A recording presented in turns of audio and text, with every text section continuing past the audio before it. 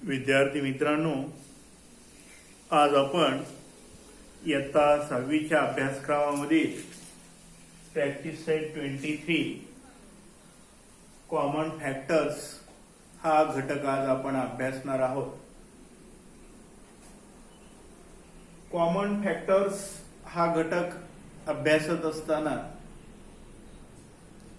ज्या काही महत्त्वाच्या गोष्टी आहेत की तुमचे पाढे पाठ असणं गरजेचं आहे. तुमचे किमान 20 पर्यंत तरी पाढे पाठ असणं गरजेचं आहे.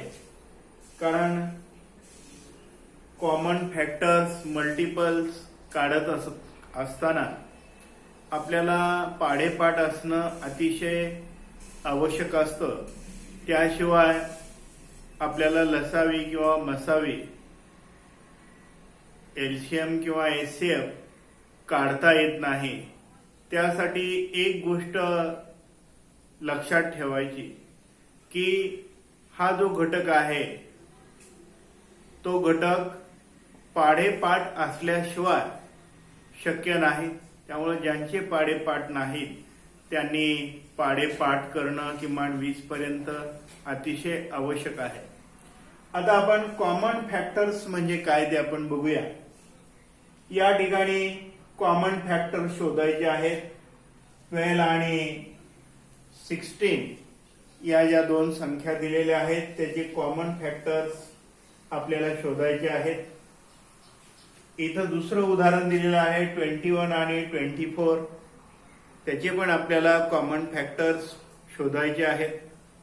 कॉमन फॅक्टर्स शोधत असताना अगोदर आपल्याला त्याचे जे फॅक्टर्स पडतात ते लिहिणं आवश्यक असतं. या ठिकाणी कॉमन फॅक्टर शोधायच्या या 3 पायऱ्या आहेत.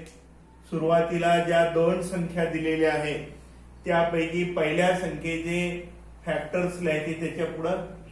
त्यानंतर दुसरी जी पायरी आहे ती दुसऱ्या संख्येचे फॅक्टर्स लिहायचे आणि ह्या दोघांमधून जे समान आहेत ते खाली कॉमन फॅक्टर्स लिहायचे.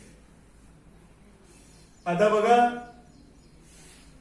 12चे फॅक्टर्स लिहित असताना आपल्याला 1 पासून सुरुवात करायची आहे. म्हणजे 12ला भाग जाणाऱ्या संख्या म्हणजे 12चे फॅक्टर्स अशी साधी सोपी फॅक्टर्सची व्याख्या सांगता येईल. फॅक्टर्स लिहित असताना 1 पासून सुरुवात करायची आणि ज्या संख्येचे फॅक्टर्स काढायचे आहेत सुरुवातीला 1 ही संख्या आली पाहिजे आणि शेवटचा फॅक्टर ही तीच संख्या आली पाहिजे हे लक्षात घ्यायचं.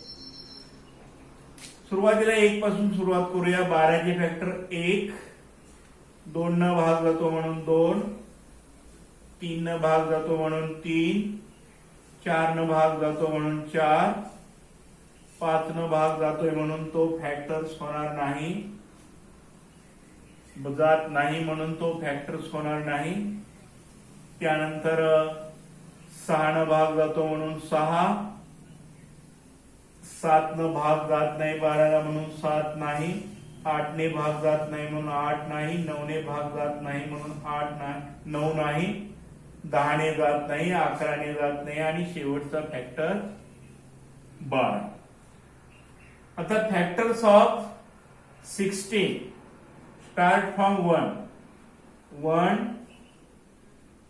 2, 3 नाही, 4, 5 नाही, 6 नाही, 7 नाही, 8, 9 नाही, 10 नाही, 11 नाही, 12 नाही, 13 नाही, 14 नाही, 15 नाही आणि लास्ट 16. आता बघा फॅक्टर्स ऑफ 12 1, 2, 3, 4, 6 आणि 12. Factors of 16 1, 2, 4, 8 and 16. आता याच्यामधले कॉमन फॅक्टर्स आपल्याला शोधायचे आहे. कॉमन फॅक्टर्स म्हणजे काय की दोघांमध्ये जे सारखे आहेत ते स्टार्ट फ्रॉम 1, 1, 2, इथं 3 आहे, इथं नाही. 4 इथं 6 नाही. 12 नाही. मग कॉमन फॅक्टर कोणते कोणते आले? 1 2 and 4. बघा किती सोपं आहे. पुन्हा एकदा लक्षात घ्या, फॅक्टर शोधत असताना 1 पासून सुरुवात करायची. पहिला फॅक्टर 1 येईल आणि शेवटचा फॅक्टर ज्या संख्येची आपण फॅक्टर्स काढतो ती संख्या येईल. बघा पहिल्यांदा 1 आलंय आणि शेवटी 12 आलंय.